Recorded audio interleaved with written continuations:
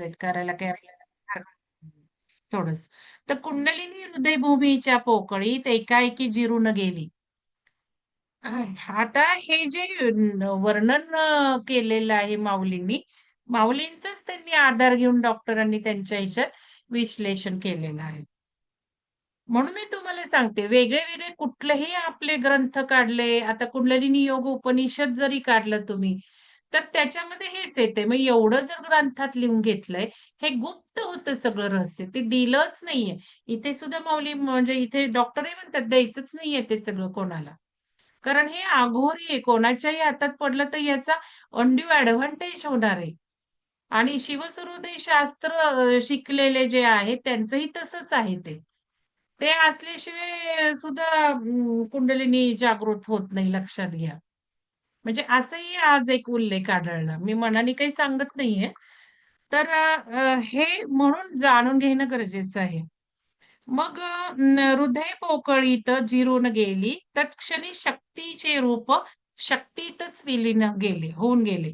या अवस्थेतही तिला शक्तीच म्हणतात. पण खरे पाहिले असता आता शक्ती केवळ प्राणरूप असते. आता नाद, बिंदू, कळा, ज्योती यांचा संबंध उरत नाही. आता हे नाद जो आहे तो जस्ट मी आता सांगितलं. पण बिंदू, ओंकार साधनेत बिंदूला फार महत्व आहे. मग ओंकाराच्या सुद्धा 4 अवस्था आहेत.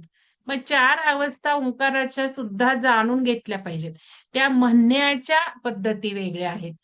ओंकार म्हणता म्हणून मी आज तो प्रश्न विचारलाय. लावून केव्हा म्हणायचा? मग त्याचा फोकस कुठं तसा तिथे ठेवायचा. जसं काल आपण सूर्याला मिठी मारली ना, तसं आज मी ओंकार केले सकाळी. म्हणजे मी स्वतःहून केले. आपोआप नाही झाले मला. बऱ्याचदा आपोआप होतात. पण आज मी स्वतःहून केली. तर स्वतःहून करता एक इनोव्हेटिव्ह मेथड झाली. स्वतःहून करता लाँग होऊन त्या पाठीच्या कण्याला म्हणजे आपलं मूलाधारापासून पूर्णपणे नाभीपर्यंत मी असे भिनले. म्हणजे सगळा माझा फोकस तिथे होता म्हणताना. हळू छातीपर्यंत आला. एक खूप सुंदर गोष्टी हे ऑटोमॅटिक झालं मात्र हां. मी म्हणत होते आवर्जून ओंकार. आणि मग हे करता पूर्ण माझा फोकस त्या छातीपर्यंत झाला. ओ लाँग म्हणताना. खूप ओ लाँग आपोआप झाला तो. आणि मग म्हणताना हा सगळा भिनला माझा. सगळा फोकस इथवर भिनला. मी म्हटलं, "बापरे! आपण ते जे सूर्याचं जे केलं, मिठी मारली ओंकारयुक्त हा कसा सुंदर ओंकार होतो." आतापर्यंत तर मी किती सेशन घेतले कधी मॅडम नसताना वगैरे चान्स मिळाला तर. या 4 स्टेजेस ओ, ऊ, म आणि 2 ओंकारातला पॉज म्हणजे तो बिंदू. आणि आपण जो ओंकार काढतो असा आणि वरचा काढतो तो बिंदू. त्या बिंदूचं सुद्धा खूप रहस्य आता आपल्याला या ग्रंथांत उलगडणार आहे हळू तो बिंदू म्हणजे किती मोठं आहे. आणि त्यालाही जाणून घेत ओंकार तसा केला पाहिजे. ओंकार संध्या म्हणजे नुसते ओंकार, ओंकार, ओंकार म्हणायचे किती महिने करणार तुम्ही? 3 वर्ष आज काही जण करतायत. मग हे जाणून नको का घ्यायला? तर ह्याच्यामध्ये ही अनुभूती आज आली मला. म्हणून मी ते लगेच तिथे टाकलं. आणि माझं ध्यान हे सारखं येता, जाता, उठता, बसता चालू असतं तुम्हाला सांगते. 2:00-2:30 पासून सुरू होतं ना, ते मग एक आपलं सलग जे ध्यान असतं ते होतं व्यवस्थित. पण नंतर पण बसलं की झालं, बसलं की झालं असं चालू असतं. तर त्यावेळेला ते जे काही आलं म्हटलं आता तुम्हाला हे करून घेतलं पाहिजे. पण आधी बॅकग्राऊंड म्हणून मी तुमचा त्रास विचारला. मला पण आज वेगळी अनुभूती आली. सांगा सुलक्षणा मॅडम सांगा अनुभूती? मॅडम तुम्ही ते सांगितलं ना की ओंकार व्हिज्युअलाइज करायचा हां, सूर्याच्या उगवत्या सूर्यामध्ये हां, आणि पुन्हा तोपर्यंत 1-2 दिवस केलं ना मी तर तोपर्यंत मला ते व्हिज्युअलाइज नव्हतं होत. पण हां. तुम्ही परवाच्या दिवशी सांगितलं की सूर्य आपले वडील आहे, भाऊ आहे अशा हो, भावना क्रिएट हो, करून त्यांना जवळ घेण्याचा प्रयत्न करायचा म्हणजे मिठी मारण्याचा. हो. मग तर किती मी आज भावना तसं जनरेट झाले असतील? अरे आज वेगळंच झालं मॅडम. म्हणजे माझे वडील जरा 7-8 वर्ष झाले ना वारले ना नाही आहेत ते तर मला आज हो. खूप फिलिंग आलं की सूर्यच आपले वडील आहे. तुम्ही जसं सांगितलं तसं करायला गेली मी. आणि मी तुम्हाला सांगते मी हात पुढे करून आपण जे करायचं आहे तो ओंकार म्हणायचा आहे आणि पॉज घ्यायचा ते म्हणता म्हणता मला हे फील झालं की तो सूर्यच पूर्ण मला आपल्या बाहूमध्ये घेतोय आणि डोक्यावरनं हात फिरवतोय आणि इतकं ओरडायला आलं. म्हणजे ते प्राणायाम ते सगळं बाजूलाच राहिलं आणि मी रडतच बसली 1 घंटा. नाही क्लिन्झिंग झालं. छान आहे ना. हे बघा पण भावना जनरेट झाल्या पाहिजेत. आणि हा जो भावनांचा जनरेट जो होतो ना, तोच हा. फ्रिक्वेन्सी क्रिएट करतो ना. म्हणजे आज मी जे म्हटलं आपलं अत्याधुनिक शास्त्र ते काय आहे? म्हणजे इथे माझा हो. स्वाभिमान नाहीच आहे. मी लिहायला ते घेतलं त्यावेळेला मी तिथे जाईल असं वाटलंच नव्हतं. पण ते लिहून हम्म. घेतलं आणि मग त्याच्यामध्ये ते काय कोर्स म्हणजे काय आहे तो व्हायब्रेशन फ्रिक्वेन्सी एनर्जी. मग हो हे तेच आहे. जे आहे ना भावना जनरेट होतं त्याला अतिउत्तम फ्रिक्वेन्सी जनरेट होते. भले तुमची ती वडिलांच्या आठवणीची झाली, पण ते क्लिन्झिंग तर झालं तिथलं. आणि खूप वेळ मग बोलून गेली. मग आपण ते जे टेक्निक केलं सूर्याला मिठी मारण्याचं ओंकारयुक्त, त्यामुळेच आजचं माझं ओंकार म्हणता, म्हणता आपोआप ते झालं, घडलं. त्यामुळे ते झालं. आणि मग खूप हो. सुंदर वाटलं ते. आणि मग लगेच तुम्हाला ग्रुपला टाकलं मी. ते बघा तुमच्या कुठल्या भागावर काय दुखतंय, कुठं दुखणं आहे. मग तो लाँग म्हणायचा हे तर मी नेहमीच सांगते प्रत्येक वेळेला. पण आता हे भावयुक्त तिथे भावनायुक्त त्या आपल्या ह्याला प्रदेशाला, त्या प्रदेशाला भावनायुक्त आपण जे ती स्पंदनं दिली ना, तुम्हाला सांगते जास्त वेगळ्या प्रकारची स्पंदनं आज म्हणून घेतली. म्हणजे हम्म. आपण जे म्हणतो तसं वेगळंच काहीतरी झालं. मला सांगता नाही येणार. पण ते हो. करता-करता वेगळंच झालं काहीतरी. तर हे थोडंसं या गोष्टी आता पुस्तकातनं, ग्रंथातनं तुम्हाला कळणार आहे. तर छान सोल्युशन आहे ना. तुम्ही असंच करा. सूर्याला पिता म्हणा, बंधू म्हणा, तुमचं ज्याच्याशी काय आहे, करायचंय ते बघा. आणि चंद्र म्हणजे आई. तर हे या अवस्थेत चित्ताचा निरोध, प्राणवायूचा निरोध अथवा ध्यानाचा आदर या गोष्टी उरत नाही. एक कल्पना घेणे आणि लगेच ती सोडून देणे असला तऱ्हेवाईक प्रकार येथे नाही. पृथ्वी, अप, तेज, वायू, आकाश पंचमहाभूतांची ही स्पष्ट आटणी म्हणजे नाश करायचा आहे. शरीरातील जडाचा अंश चैतन्यापासून वेगळा होण्याची ही प्रक्रिया आहे. हाच पिंडाने केलेला पिंडाचा ग्रास. लक्षात ठेवा हं, पिंडाने केलेला पिंडाचा ग्रास. म्हणजे आपलं शरीरच आपल्या शरीराला खाऊ लागतं. आणि मग जे हे जे आहे इंटरमिटंट फास्टिंग म्हणा किंवा आपल्या शिवसरोदेच्या वेळा पाळणं त्यातही हेच होतं. आता 2 दिवस मी तिकडे जात नाहीये. त्यामुळे मी काय हवं तसं माझं मोडलं गेलंय. मग कालही जेवण झालं नव्हतं, आजही जेवण झालं नव्हतं कारण मग नाश्ता केला. तर या गोष्टी सुद्धा इंटरमिटंट फास्टिंगमध्ये सुद्धा तेच होतं. पण हे आध्यात्मिक आहे. म्हणजे हे जे नको आहे ते क्लिन्झिंग होतं. पिंडच पिंडाचा ग्रास करतो, नष्ट करतो. पिंडे पिंडाचा ग्रासू तो हा नाथ संकेतीचा दंशू. पिंड म्हणजे पंचभौतिक शरीर. ॲटोफोजिक. पण इथे हे आध्यात्मिक आहे. तिथे आपलं वैद्यकीय आहे, इथे हे आध्यात्मिक आहे. पिंड म्हणजे पाचभौतिक शरीर. विकल्पयुक्त चित्तस्तू काय आहे ते बघा. मी नाही वाचत श्लोक तो. तसेच पिंड म्हणजे पूर्ण संवित तत्व लक्षणा. विश्वापूर्ण स्वभावाचा पराकुंडलिनी शक्ती. आता ही कुंडलिनी शक्तीलाच कुंडलिनी शक्ती म्हणजे काय? पराशक्ती आहे. तुम्हाला सांगते एकदा ही कुंडलिनी आपण ॲक्टिव्हेट ठेवली ना, तर खूप काही सगळी विद्वत्ता देते, ज्ञान देते, आकलन सगळं तीच देते, प्रकाश तीच देते. आपल्या जीवनाचं कल्याण ती करते. म्हणजे व्हायब्रेशन फ्रिक्वेन्सी हे ट्यून करायची काही गरज राहत नाही. स्वतःहून करायची काही गरजच राहत नाही. आपोआप ती व्हायब्रेशन वाढवते ना. तुम्हाला लक्षात आलं ना आता स्पंदनं, व्हायब्रेशन. मग ही व्हायब्रेशन भर-भर, भर-भर, भर-भर, भर-भर वाढायला लागली म्हणजे काय? तुमची फ्रिक्वेन्सीच झाली ना, वाढली ना. एका सेकंदात तुमचे 50 वेळा हात हलतायत. तुम्ही आता नुसती अशी गंमत बघितली, अशी गंमत बघितली. तुम्ही अशी गंमत बघितली. तुम्ही अशी कुठं गंमत बघितली अजून? असं पण होणार आहे ते. लक्षात घ्या, मी तुम्हाला सांगतेय. तर हे काय होतं, हे सगळं हातच हाताला खाऊ लागतो. म्हणजे सगळ्या मोकळ्या करतो तो नसा, नसा, नसा. मग हे नुसतं मोकळं आहे का?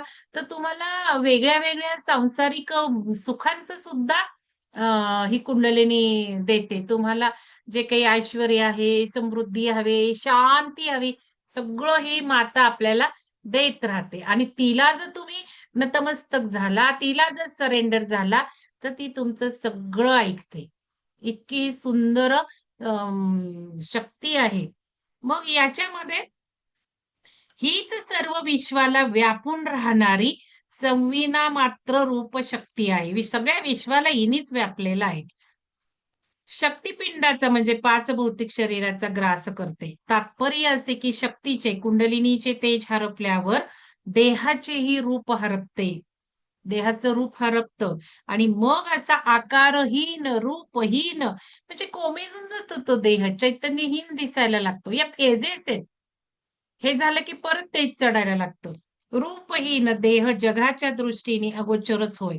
हा देह पूर्वीप्रमाणे अवयांनी युक्त दिसत असला तरी तो वायुरूपच असतो. मग वायुरूप असल्यामुळे ते वायू सगळं स्पंदन करत राहतं ना. लक्षात घ्या. मग केळीचा रसार्ध अंतर्भाग जसा दिसावा तसा तो दिसतो. सोपटे काढून टाकलेल्या केळीच्या खुंडासारखा. अथवा आकाशालाच अवयव फुटले आहेत की काय असे वाटते. असा हा वायुरूप देह इतका आकाशात सहज संचार करू लागतो. त्याला खेचर म्हणतात. सिद्ध योगी पुरुष आपल्या इच्छेप्रमाणे मार्ग क्रमित असतो, पण त्याच्या पाऊलखुणा मात्र मागे राहतात. योग्याच्या प्रत्येक पावलागणिक अनिमा इत्यादी अष्टसिद्धी हात जोडून उभे असतात. पण या सिद्धींशी आपल्याला काय कर्तव्य? आपल्याला काही सिद्धीमध्ये अडकायचं नाहीये. एक गोष्ट लक्षात ठेवायच पाहिजे ती ही की पृथ्वी, अप आणि तेज या तीन महाभूतांचा योग्याच्या देहातच लोप होत असतो. पृथ्वीचा अंश उदक विरवून टाकते. तेज जलांश नष्ट करून टाकते. आणि आता तेजाचा लोप पवनवायू करीत असतो. आता उरला फक्त पवनवायू.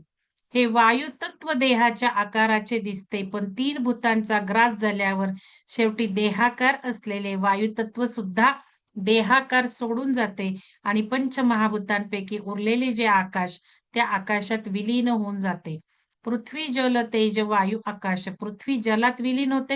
हे आता उलट आहे. आपण जो कंट्रोलर शिकला भाग 4 मध्ये त्यापेक्षा हे थोडं उलट आहे, की कोण कोणाला खातं. पृथ्वी जलात विलीन होते, जल तेजात विलीन होते, तेज वायूत विलीन होते आणि वायू आकाशात विलीन होतो. म्हणून ते जे पंचतत्व आहे ना, ते सुद्धा आध्यात्मिक दृष्टीने आपल्याला शिकायचे. त्याच्या डेप्थमध्ये जायचं तेव्हा. हे जे काही इथे सांगितले ते अजून डीपमध्ये जाऊन त्याच्यातून उमजून घ्यायचंय आपल्याला. आणि उपनिषदामध्ये वाचलेलं आहे अमृता मॅडमनी ते. उपनिषद का काय ते वाचलं ना. आणि अशा प्रकारे केवळ आकाश तत्व म्हणजे आकाश म्हणजे शून्य, ख म्हणजे आकाश, शून्य, महादकाश, महाकाश, महाशून्य उरल्यावर कुंडलिनी हे बोलणे सुद्धा संपते. कुंडलिनी ही संज्ञा अर्थहीन ठरते आणि नंतर तिला मारुती बघा, मारुती मी म्हटलं ना मारुती म्हणजे काय ऍक्च्युली या आपण जे हनुमान चालीसा आहे ना ती तुम्ही आता वाचा मागच सांगितले आता हनुमान चालीसा या संकल्पनेत वाचा आणि मग काय तुम्हाला ओम बसते बघा. सगळं हेच आहे. हनुमान म्हणजे काही कोणी देवता नाहीये. मी आज गजानन महाराजांची पोथी वाचली. म्हटलं चला गुरुपौर्णिमा आहे म्हणून वाचू. कारण त्यात सुद्धा हेच भेद आहेत. आणि नित्यवढून तुम्ही कधी वाचणार आहे मला सांगा? पुस्तक तुमच्याकडे आलंय ना आता. त्या गजानन विजय जो ग्रंथ आहे त्या मध्ये गजानन महाराजांनी सुद्धा हे वेगळ्या पद्धतीने मांडलंय ते. वरवर दिसतंय तसं काही नाहीये. नित्यवढ वाचता तुम्ही? आणि नंतर तिला मारुती हे बघा ही कुंडलिनी ही संज्ञा अर्थहीन ठरते आणि नंतर तिला मारुती ब्रॅकेटमध्ये वायवी वायुरूपिणी मरुत म्हणजे वायू मारुती म्हणजे वायूशी संबंध असलेली हे विशेषण प्राप्त होते. परंतु जोपर्यंत दत्तादांच्या पुस्तकात मारुती अवस्था सांगितली तुम्ही वाचा मग ती उद्या सापडली तर. परंतु जोपर्यंत तिचे शिवाशी ऐक्य सामरस्य होत नाही तोपर्यंत तिचे शक्तीपण वेगळेपण कायम राहते. मग जालंधर बंध मोकळा झाल्यावर कुंडलिनी शक्ती काकिनीचे काकिनी म्हणजे सूक्ष्म नाडी द्वार मोकळे करून गगनाच्या म्हणजे शून्याच्या पहाडावर प्रतिष्ठित होते. जालंधर बंधामुळे आपल्याला काही लावायची गरज नाहीये बघा. पण आपल्याला माहिती पाहिजे नाही. आणि ज्यांना हे नाही होत स्वयंभू त्यांना नंतर नंतर आपण सांगणारच आहोत करायला. ओंकाराच्या पाठीवर पाय देऊन अति बघा ओंकाराच्या पाठीवर आता ओंकार कुठल्या चॅटबॉक्स मध्ये टाका तुम्हाला समजलंय का बघू. मी ओंकार सेशन मध्ये घेतलेले आहे. ऍटलीस्ट सुलक्षणा मॅडम सांगा. ओंकाराच्या पाठीवर पाय देऊन अतिशय त्वरेने ती पश्यंती वाणीच्या म्हणजे परापश्यंती मध्यमा आणि वैखरी हे वाणीचे 4 भेद आहेत. पायरीवर उभी राहते. म्हणजे पश्यंती वाणीच्या ओंकारावर पाठ देऊन ती पश्यंती वाणीच्या उभी राहते. आता तुम्हाला सांगितलंय ते लक्षात ठेवा. मी ओम म्हणते त्यावेळेला हा वैखरीतला झाला. तुम्हाला ऐकायला येतं. मी आता फक्त माझ्याजवळ जेव्हा म्हणते फक्त ओम म्हणते माझ्या जवळच्या यांना जेव्हा ऐकायला येतं तो मध्यमा झाला. पश्चंती म्हणजे मी असं म्हणणार. माझ्या जवळच्याला पण ऐकायला येणार नाही. तो पश्चंती झाला. आणि परा म्हणजे आपोआप. तर इथे हे वाक्य असं आहे की ओंकाराच्या पाठीवर पाय देऊन अतिशय त्वरेने ती पश्चंती वाणीच्या पायरीवर उभी राहते कुंडलिनी. पश्चंती म्हणजे बघा आपोआप म्हणजे हे स्वतःहून व्हायला लागतं ना. हो शिकवले तुम्ही पण काय ते सांगायचंय ना ओंकाराच्या पाठीवर म्हणजे काय. मूलाधार तक्रार. ऍक्च्युली आपला नितंब बघा. नितंब ओम आहे ना. रेकॉर्डिंग चालू आहे जाऊ दे कोणाला हो काय मॅम. वाटतंय. हो हो. सांगितलंय मी ते. गणेशचा माझा तो व्हिडिओ आहे की गणेशाचा. मी कुठं गेले होते आणि मग ते सगळं गणेश म्हणजे काय हे सगळं रहस्य हे केलेलं तो व्हिडिओ त्यात सांगितले बहुतेक मी. ओंकारात पण सांगितलंय. ओंकाराचं सुद्धा ते सगळं ओंकार कसा लिहितो त्याच्यावरनं त्याचे ते रहस्य आहेत. पायरीवर उभी राहते. पुढे तन्मात्रापाशी आकाशामध्ये म्हणजे शून्यामध्ये शिव योम परब्रह्म शुद्धात्म स्थान सरितेने सागरात प्रवेश करावा आणि त्याच्याशी एकरूप होऊन जावे. तशी ती शून्य तत्वाशी एकरूप होऊन जाते. मग ब्रह्मरंध्रात स्थिर झाल्यावर सोहम रूपी म्हणजे सोहम रूपी म्हणजे काय तर मीच शिव आहे, मीच ब्रह्म आहे. हात पसरून ती धावत जाते आणि परमात्म लिंगाला आलिंगन देऊ लागते. महाभूतांचा म्हणजे पंचमहाभूतांचा अडथळा दूर होतो आणि दोघांचे जीवाशिवाच्या शक्तीचे मिलन होते. त्या सामरस्यात गगनासह शक्तीचा लोप होतो. सामरस्यात. आता हा सामरस्य म्हणजे सुद्धा खूप गूढ शब्द आहेत. माऊलींनी सुद्धा सगळा भेद उकललेला नाहीये. तर ते डिटेल बघायचं नंतर, आता नाही. सामरस्य लक्षात ठेवा काय काय शब्द. मेघ समुद्राचे पाणी शोषून घेतात आणि ते पाणी नद्यांमध्ये ओततात आणि शेवटी ते पाणी पुन्हा समुद्रालाच जाऊन मिळते. त्याचप्रमाणे पिंडाच्या मिशाने कुंडलिनी कुंडलिनी शक्ती पदामध्ये विलीन होते. शिवशक्तीचे सामरस्य होते. गगनामध्ये विलीन होऊन जावे त्याप्रमाणे कुंडलिनी शक्ती परमपदामध्ये विलीन होऊन जाते. या अवस्थेचे स्वरूप प्रत्यक्ष अनुभूतीशिवाय प्रतीतीशिवाय समजायचे नाही. म्हणून पण तुम्ही घेताय हे अनुभव लक्षात घ्या. म्हणून शब्दांनी या अवस्थेचे वर्णन करता येणे शक्य नाही. ज्या वैखरी वाणीला म्हणजे हे असं मी सांगते तुम्ही ऐकताय म्हणून त्या भगवंतानी कृष्णाने अर्जुनाला सांगितलं होतं हे नुसतं असं नाहीये बाबा. ते अनुभवाचे बोल आहेत. आणि हे अनुभवाचे बोल ज्ञानेश्वरांनी सगळ्या जगाला समजतील, साध्या कॉमन मॅनना समजतील असं सांगितले, पण तरी रहस्य भरपूर ठेवले. आणि तेच रहस्य आपल्याला उकलत जायचे. कारण आपण सगळं योग सुद्धा चर्वण करत करत अनुभव घेत घेत दोन्ही गोष्टी आपल्या चाललेल्या आहेत. ज्या वैखरी वाणीला हे काम करता येणे शक्य आहे ती आपला पराभव मान्य करून दूर उभी राहते. वैखरी वाणी दूर राहते. शब्दांनी काही सांगू शकत नाही. अनुभवाने घ्या. अनुभव तुम्हाला मिळतायत. किती म्हणजे नशीबवान आहात तुम्ही. तुम्ही कष्ट घेताय स्वतःसाठी म्हणून तिथवर पोहोचलेला आहात. लक्षात घ्या. उगाच कोणी पोचणार नाहीये. मागच्या जन्मीचे कष्ट आहेत, या जन्मीचे कष्ट आहेत. वेळोवेळी कार्यक्रमाला येताय, वेळोवेळी करताय. अजून काही आत्म्याचा आहे ना सोल प्रोग्राम, त्यामुळे जोडले जात आहे. यानंतर पुढची पायरी म्हणजे गगनाचाच लय म्हणजे शून्याच्या पलीकडचे महाशून्य. या महाशून्याच्या अथांग डोहामध्ये गगनाचाच ठाव ठिकाणा नाही. मग शब्दांच्या कर्तबगारीला अवसर मिळणार तरी कसा. म्हणून ही अवस्था शब्दातीत आहे. अनिर्वचनीय आहे. एखाद्या लोकोत्तर पुरुषाचे भाग्य थोर असेल तरच त्याला याची अनुभूती मिळेल. आलं की नाही. पुस्तकात ते चाललंय. भाग्य पाहिजे ना. जे ध्यानाला येत नाहीत आपल्यावर त्यांना काही नाही अनुभव मिळत आहेत. आणि नाही मिळणार त्यांना ते लवकर. किती कुठेही जाऊन ध्यान करू देत. मी तुम्हाला चॅलेंज देते.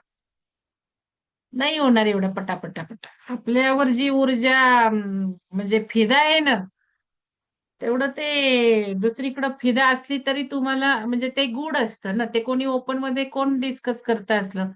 जे सगळीकडे जे काही चाललंय ते वेगळंच चाललंय.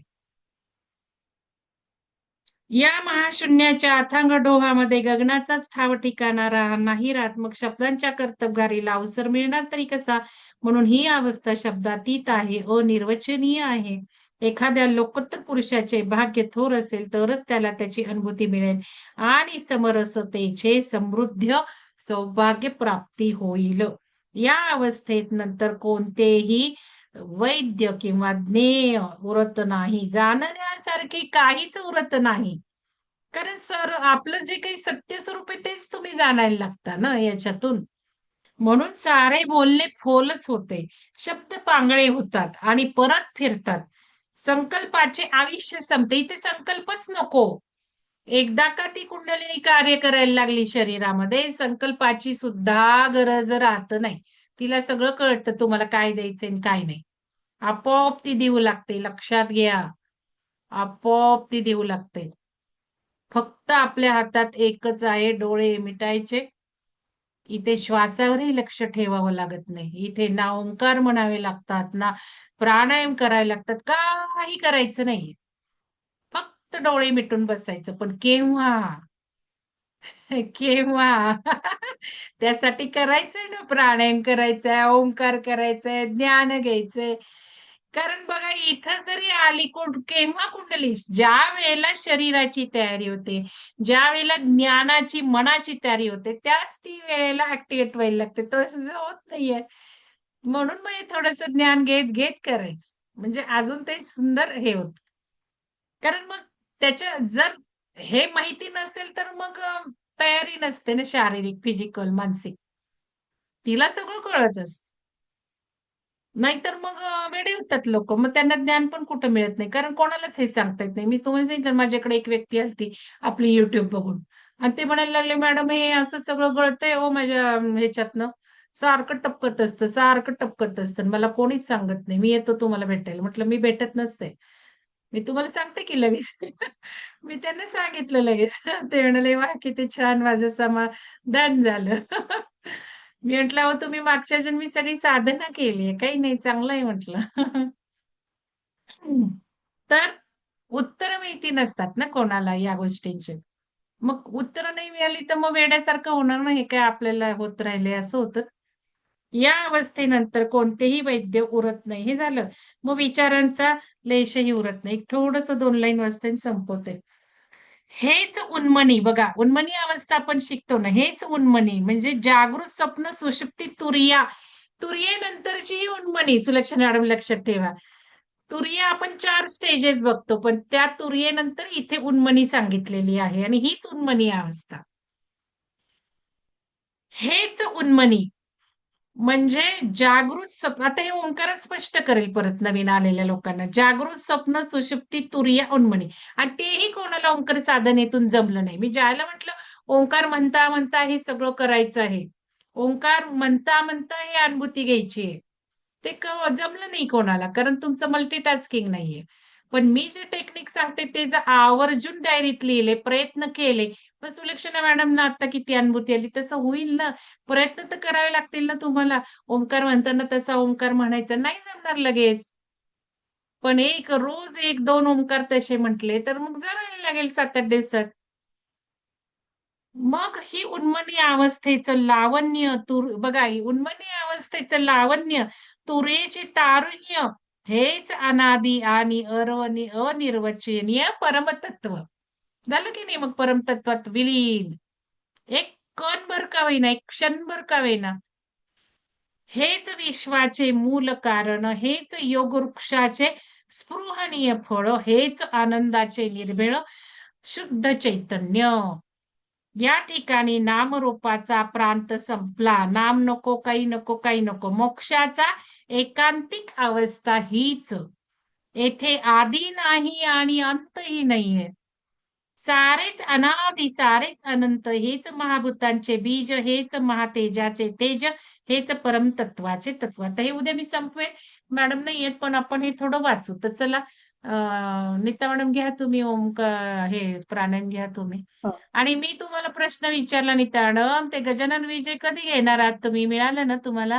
हो हो मग ते घ्या ना कधी आमच्यासाठी असं काही त्या निमित्ताने तुमचं वाचन होईल. कधी उद्यापासून करूया, कधी करायचं? नाही तुम्ही उद्या नाही आहे ना मोकळ्या, कधी पण ये ग, नाही एकदम नाही, अर्जंट काही नाही. तुम्ही म्हटला ना आपण 15 दिवस घेऊया, तर तुम्ही 2 दिवस अगोदर घेतले असेल तर मग ती तारीख सांगा, म्हणून मी सांगितली उद्याच तारीख.